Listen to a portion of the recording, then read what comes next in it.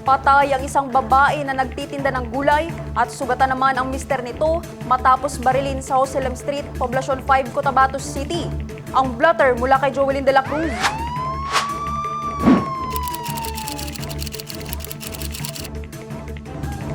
Kinilala ang nasawing biktima na si Almera Mendoza Sangkad, 48 years old, at ang kanyang mister na si Bubong Ara Sangkad, 48 years old.